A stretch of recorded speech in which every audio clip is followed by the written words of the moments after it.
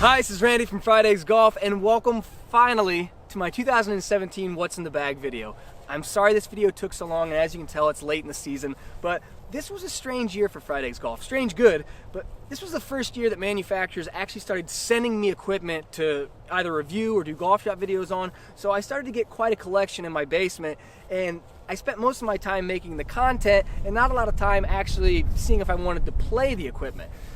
I think I've nailed it down now. It's taken a long time, but let's go ahead and go through what is in my bag for 2017. Now, before I start this What's in the Bag video, I do want to mention that I did receive almost everything in this bag for free from the manufacturers, so you have to take that with a grain of salt. Now, granted, other YouTubers get free equipment, and we usually put what's in our bag based on how it performs, and that's great, but if you ask them if they had to pay retail for that equipment, I think that their bags would look a lot different. And that's why I want to do it the way I mentioned, as far as not only discussing what equipment I'm playing, what it replaced, but also what I have chosen to pay retail for that club to put it in my bag. So without any further delay, let's start with the driver.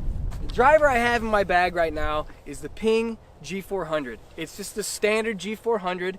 It's in a 9-degree loft, and it has the stock tour shaft in it. It's the 65 stiff flex. Now, I've had this driver shortened to 43.5 inches long. I feel like that's where I get my best results. I'm done with choking up on golf equipment because I finally have gotten custom equipment to where they have weighted the heads appropriately. That way it doesn't mess up the swing weight when I shorten them. That's always been my problems in the past. There were two drivers in the running, and I will mention that I had the Callaway Epic, and I was going back and forth between those two, and what it really boiled down to was the Epic was longer, this was straighter, and I just went with the G400 because I'm tired of hitting crooked golf shots. Now the big question, would I have put this driver in my bag if I had to pay for it? The answer is no, I would not. To be honest with you, I would still be playing my R11 TP if I hadn't broken one of the weights in the back of it. If I had to pay for this club, I would still have my Big Bertha Alpha in the bag, no questions. Alright, moving on to the fairway wood. I also play the Ping G400. Are you sensing a trend? Once again, it's the standard G400 fairway wood. It's the 3 wood and 14.5 degrees aloft. I play it in the standard setting. It has the same tour stock shaft in it. It's 75 stiff. I've shortened this an inch.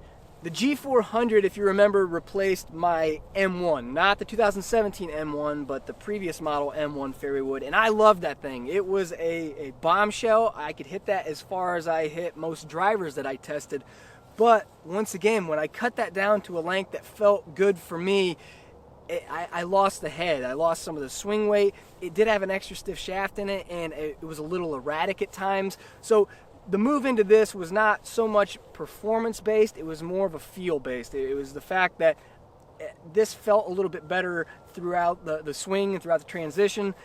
I played this because it performs almost as well as my M1 did. I don't think it goes quite as far, but I like the way it looks at address. I like the lower profile. I feel like I can get the ball up in the air a lot easier with this. Would I have paid retail for it? No, I would not. I'm sorry, I would not have paid retail for the G400 fairway wood. I would probably, in all honesty, still be playing my exotic CB Pro that I had in my bag. I love that fairway wood, and the only reason I changed out of that was really because it sat a little tall when you're trying to hit a ball off the fairway, and it didn't feel as welcoming. I didn't feel like I could launch that up in the air as easily as I can some of these other fairway woods, but that's probably, to be honest, what I still would be playing. Alright, next is my hybrid. Now, if you've seen any of my What's in the Bag video, you'll recognize this because it has not changed, and it will never change until it breaks again, because I've had this hybrid for quite some time. Not this one specifically, because I actually cracked the face on the first one I had, but this is a Callaway X-Hot Pro hybrid. It's 20 degree.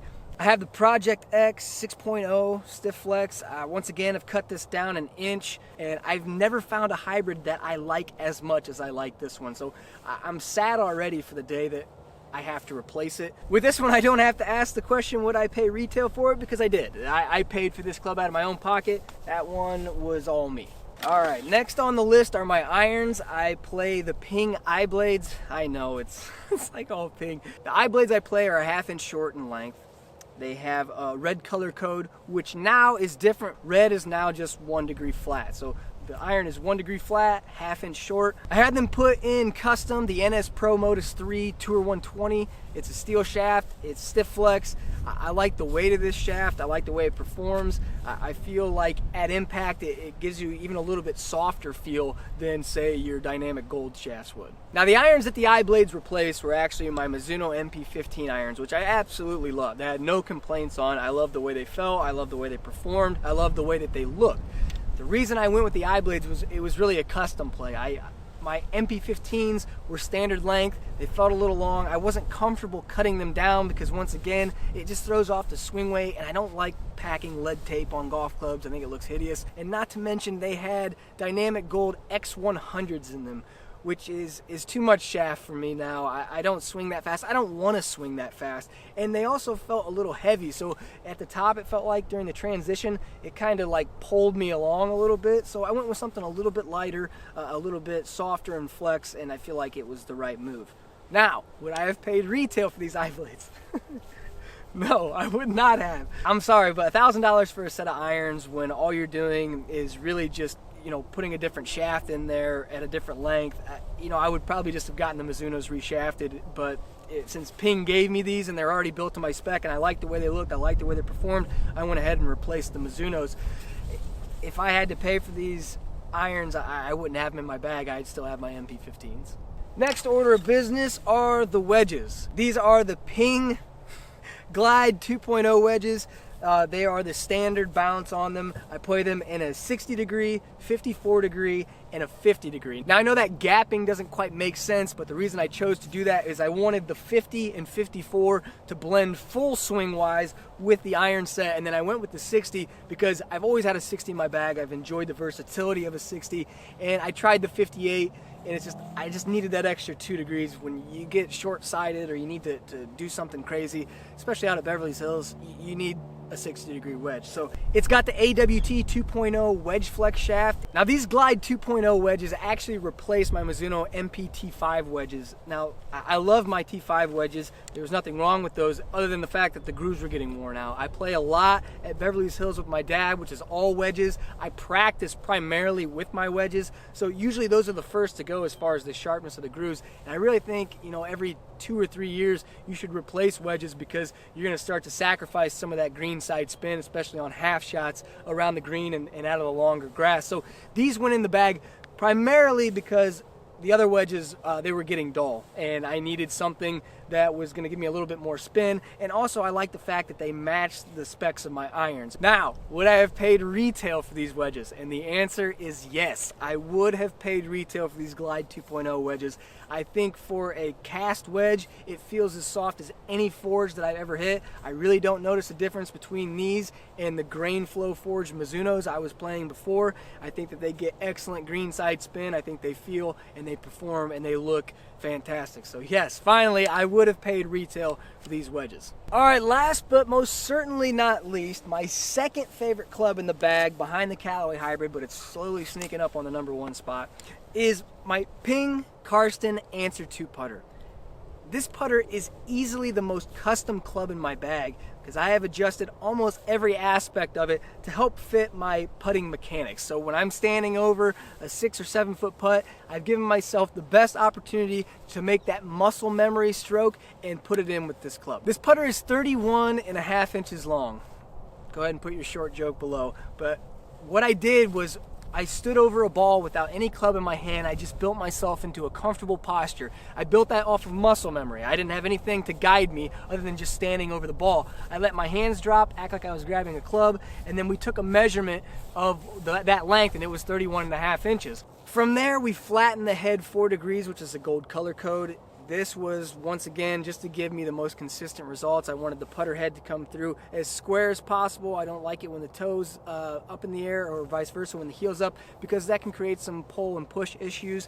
I know a lot of people get away with it. I'm not one of them. Now, since I took so much length off of this putter, I knew that I was going to fight against the head being super lightweight, and I was going to struggle with lag putting and just overall speed of the putter. So what I had them do from their custom works department is Ping actually bored bored 2 holes into the toe and heel, and they inserted tungsten weights, basically make this head as heavy as it possibly could. And it couldn't have turned out any better.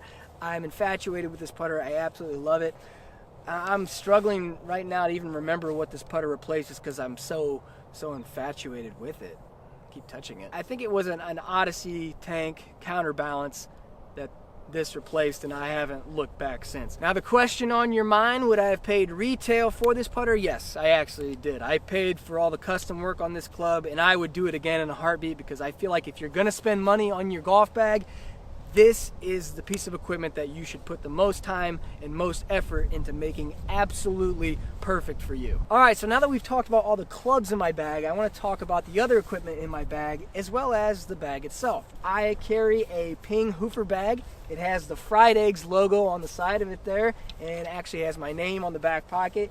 It is my pride and joy. I love everything about this bag. Now, I have carried a Ping Hoofer bag almost my entire life. I think there was one season where I had an OGO Grom bag, which I loved, by the way, but it was really heavy, and it actually ripped out from me carrying it so much and carrying that weight of the bag. I'm not going to bother telling you what this bag replaced because it was just another Hoofer, but would I have paid retail for it? Absolutely. Actually, I had sent an order in to Ping with that logo to get it made myself, and then they recognized it and they're like, yeah, we're not going to charge you for that. You're the turbulator guy. So even though I did get this bag for free, I would have gladly paid for it. They did a great job on the embroidery, and thank you again, Ping, for really almost everything in my bag at this point. It was very nice of you. Now, another important piece of equipment in the golf bag is how you're going to tell distance, whether it's a laser rangefinder, a GPS watch, or sprinkler head. I'm not a big fan of looking for sprinkler heads, and I don't like the idea of charging GPS watches or depending on having a clear view of the sky because I am in the woods a lot. For me, it's the Bushnell Pro 1600 Tournament Edition, named so because it is the tournament legal edition. And one of my favorite things about this unit is that it actually runs off a 9-volt battery, which is killer because you don't have to go to a store looking for some stupid specialty battery that they never carry, and it lasts for like a year and a half easy. I have never had an issue with this thing. It's durable, it's waterproof, it's accurate, and I think this is one of the first years that it featured pin seeker mode on it that helped you locate the flag amongst some background. I never had a unit before this, so it never replaced anything, and I paid retail for it, so I will never replace it until I break it or lose it. All right, what is in my ball pouch? I have this year played primarily with the Srixon Z-Star XV. Another ball that I've played with quite a bit this year was the TPX5. I was surprised by it, but a good product. They made something that I thought performed really well. Now, the reason I like the B330S over just the standard B330 is it just felt softer. The B330, it felt like a rock. I really didn't like the way that felt around the green, especially like half wedge shots. For me, it's really a toss-up between these two as far as which one I play more. Now, a ball that's not here, but I do want to mention because I played it almost all the time, was the Chrome Soft, the yellow with the black TrueViz pattern on it. I love that ball. I love the way it felt. I thought it was soft. I thought it spun really well. But I would probably still be playing that ball if I had them. But since I have so many balls stockpiled in my basement, it would be stupid for me to go out and spend money on another ball. You know, if I had to pay retail for a golf ball, I really think I would probably be in the Srixon or the Chrome Soft department, because if I'm going in and spending my hard-earned money on golf balls every week, I'm going to go with the best performing but the cheapest price. And for me, Chrome Soft is one of the better performing balls out there in that category, but they're $39.99 retail. What else do I got here? Oh yeah, gloves. This is a Bridgestone glove, and it's a Cabretta leather glove. It's got kind of some mesh on the fingers to kind of help stretch, but all the contact points are Cabretta leather.